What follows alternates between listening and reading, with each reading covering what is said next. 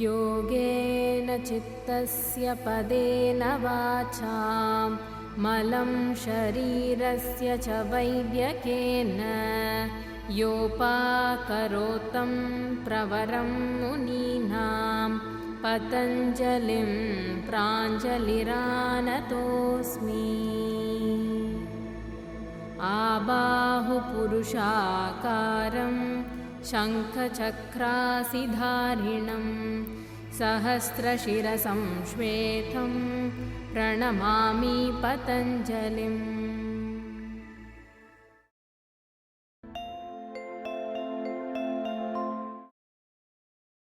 Good morning. In today's episode, we will see Adhomukha Svanasana. Adhomukha Svanasana is also popularly called downward dog because it resembles a dog stretching itself. It is also one of the standing extensions where a practitioner stands as in a standing pose and then extends their spine forward in a concave back position. In the previous episode, we saw Uttanasana. It is particularly sequenced such that Uttanasana was before and now we are doing Adhomukha Svanasana because both the poses have many commonalities. Though they are distinctly different, both the poses are also used in treating many common medical conditions such as blood pressure, heart condition as well as spine problems. We will now see how to do Adhomukha Svanasana.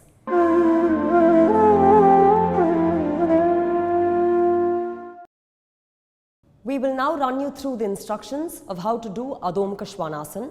In the previous episode, we saw Uttanasana and this pose, this asana, will start with Uttanasana. Starting from Tadasana, like with all standing poses, the practitioner bends forward to Uttanasana. We'll start with the feet and toes together, knees and thighs back, kneecaps locked, quadriceps lifted, roll the shoulders sharply back, pull the back ribs in and raise the chest well up, hands by the sides of the thigh. From there, you will have to place the hands back on your waist and move forward into Uttanasana, elongating the spine, engaging the dorsal and placing the hands shoulder width apart in front of the feet. There, pull the dorsal in, push the thigh back to make sure you're already engaging the way it should be in Uttanasana. The palms should not be too wide or too narrow and therefore it's important to keep the palms exactly as per the width measurement of the shoulder. Pressing the palms down, you walk back one leg after another generously such that the distance between the feet and the legs are a minimum of 4.5 feet apart. It shouldn't be too short or too long, but it's important to have a crisp, generous opening between the arms and the feet. The weight should be such that between the palms and the leg, there should be an even distribution of weight from where you build the pose. Pressing the entire palm, the wrist, the center of the palm, and each one of the phalanges, the sole of the palm is well pressed. The upper arm is sharply ascended into the socket in such a way that the length of the upper arm gives the liberty for the whole spine to be released upward and backward.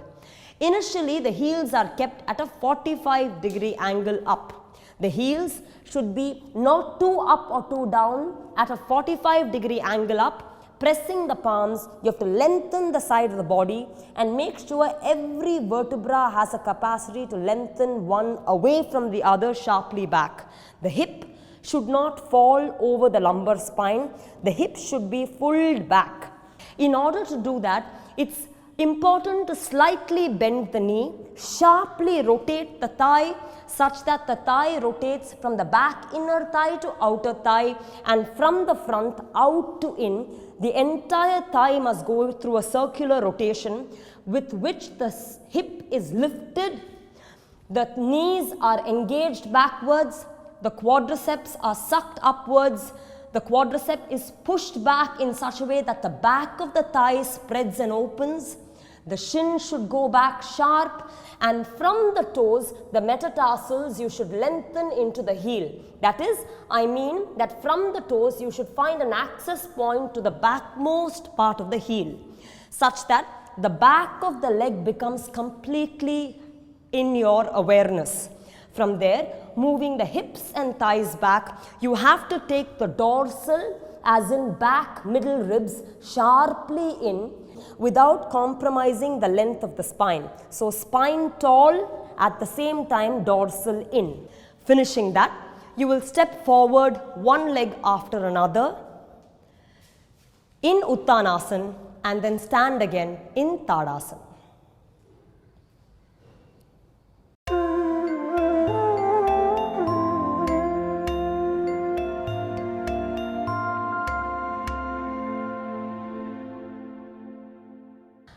The classical pose in Adhomukha Svanasana is done with the feet and toes, the entire stretch of legs joined together, and we will now see that. I wanted to clarify that many times in Adhomukha Svanasana there is an urgency to put the head down. Nevertheless, it's important to note that the spine should first be well extended, the hip should be pushed back, the hands and legs should be strongly engaged in a way that the spine is extended backwards and upwards, and that should cause the head to descend to the ground with sharp dorsal engagement. You should not touch the head to the ground in a way that the spine crashes down. We will now show you how to do classical Adhomukha Svanasana with the legs together. Starting from Tadasana with the legs together, toes together, thighs back, chest up, dorsal sharply engaged, collarbones wide. Take the hands on the waist and bend down to Uttanasana.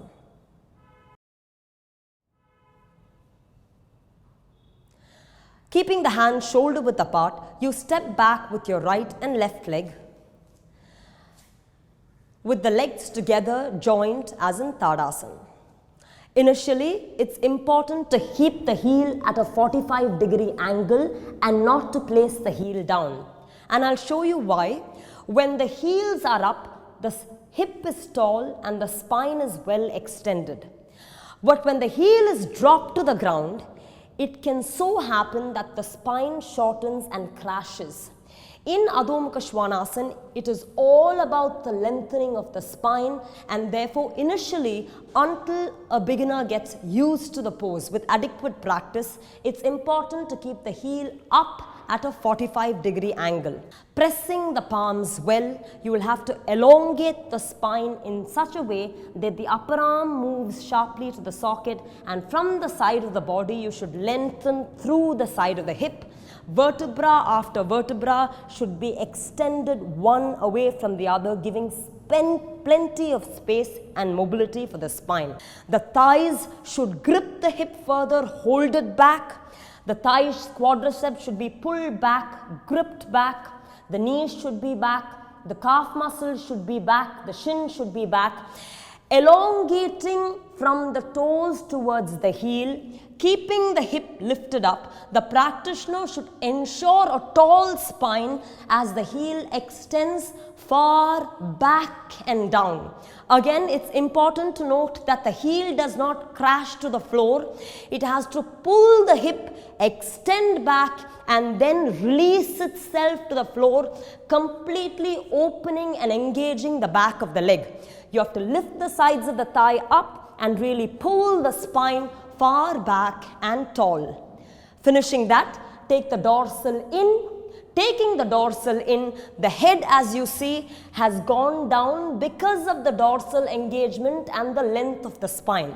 Note, the spine is not collapsing. You have to keep the spine long as the dorsal engages and the hip remains far back and up. Finishing that, you step forward into Uttanasana and then stand up in Tadasana with the hands by the sides of the thigh.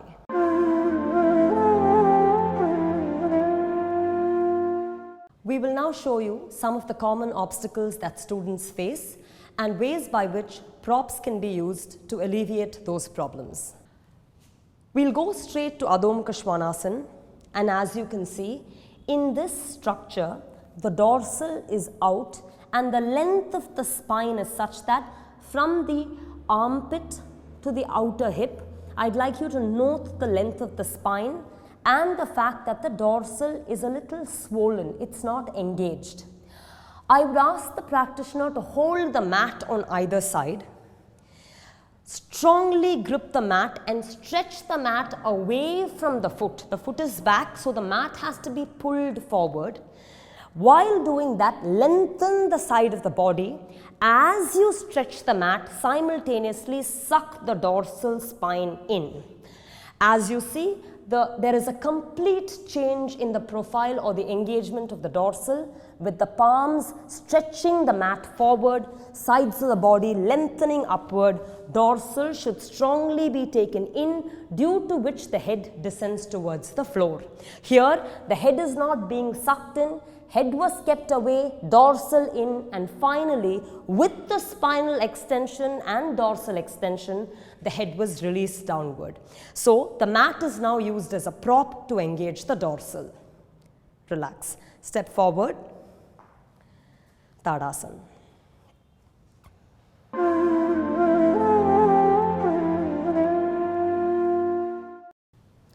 We will now talk about some of the common difficulties that a practitioner may face with both the length and alignment of the spine. Here is an Adhomukha Svanasana.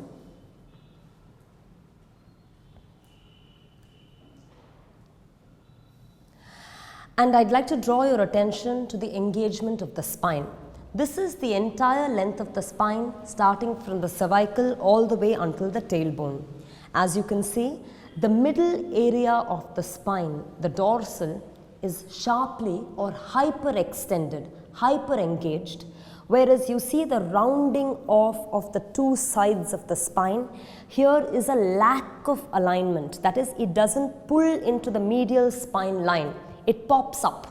Again, moving to the area of the shoulders, if I crisply show you the area of the shoulder blade, you can see that the shoulder blade pops out and therefore prevents, there is a lack of pulling in or engaging into the medial line of the spine. Again, this part is hyperextended. It takes a heavy strain where these two areas, that is the lumbar and the top shoulder blades, show a lack of alignment or engagement. Now, we will show you how to address that using a rope. As you see, there are 3 levels of rope, one at the bottom, one at the top, and one at the middle level. This middle level rope is approximately at the hip level. As you can see, if the practitioner stands against the wall, this rope is approximately hip level, and it is this rope that we'll be using. You wear the rope around your waist in such a way the rope is properly aligned at the groin. Now, this rope, where the rope moves to the abdomen, is absolutely incorrect and should not be done. The rope should be placed at the groin, firmly adjusted at the groin, and then a practitioner should step forward until it's tight and will not slip. As you see, once it's loose, it may lose its placement. So you have to walk forward until the rope is firmly placed, and then you bend over. Placing your hands down, you walk your feet back to the wall on either side of the bottom hook, so the legs here too are hip width apart, and then you have to walk your hands as forward as possible. You have to note that every time the hand walks forward, it has to attempt to lengthen the spine, so every step that the hands take is not abandoning the spine. It has to pull vertebra by vertebra, lengthening it, opening the rib cage, and then going sharply with the hands forward. As you can see, we saw initially the lack of lumbar engagement, where the lumbar did not come into spine line. As here you can clearly see, there's a beautiful straightness of the spine, a crisp alignment where the dorsal is not over engaged, the shoulder blade or the lumbar is not under engaged. There's a uniform engagement of the entire spine and a sharp lengthening. This is particularly greatly relieving for the entire spine and the lower back. stepping back with the hands and stepping in front with the feet. You then squat slightly and then get up in Tadasana, removing the rope.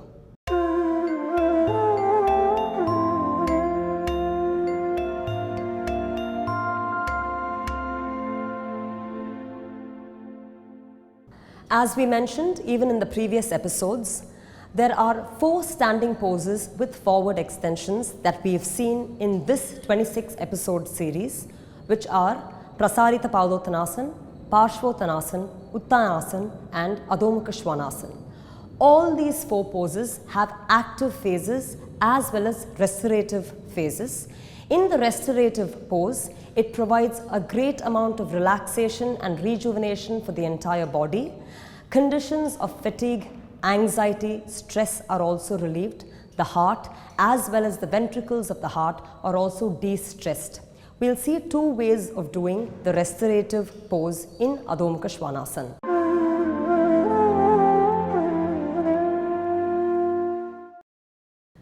In one, the practitioner goes to independent Adhomukha Svanasana, where the hands are placed forward and the legs are drawn back. The brick has to be adjusted midway between the arms and legs such that the practitioner is first able to lengthen the spine, take the dorsal in and then place the head on a brick. The head has to be placed and rested on a brick, the forehead area, so that it provides sufficient relaxation to the head and brain while the body is still in an alert phase. Here, the activity of the spine is not compromised, but the entire pose is rested. With the prone position of the heart, it gives a good relief to the valves and ventricles in the heart as well. In this position, the practitioner must remain for a few minutes as long as it's possible. The second variation is using a rope.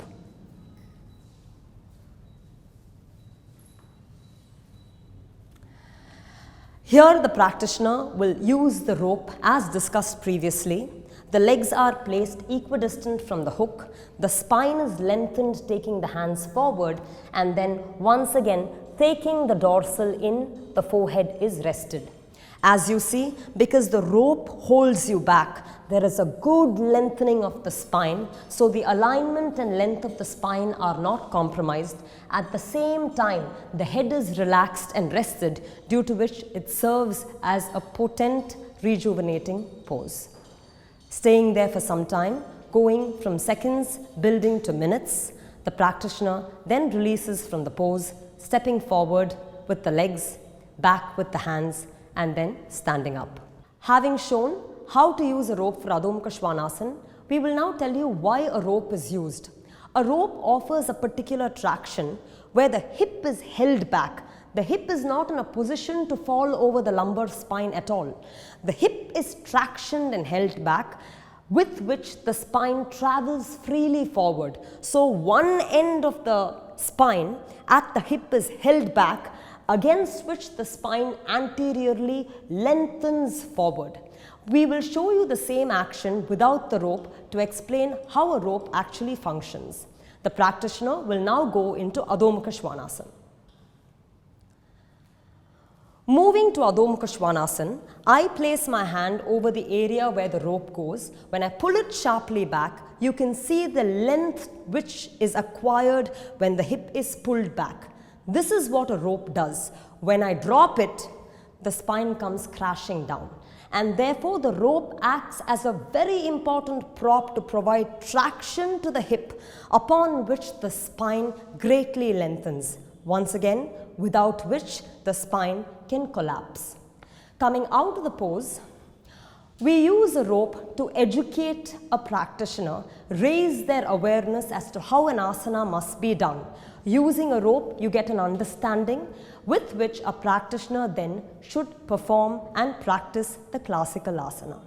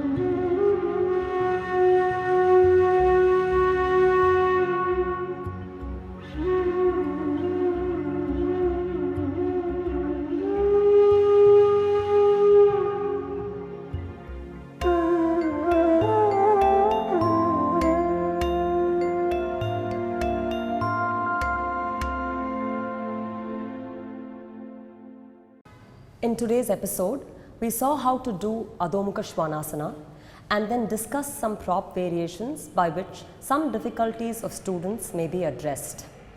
I wanted to add that props can be adjusted in various ways. There are 100 different ways by which a prop may be used to align or better an asana. This varies with every student's constitution and condition, and hence this is a deep study that must be undertaken under a certified instructor.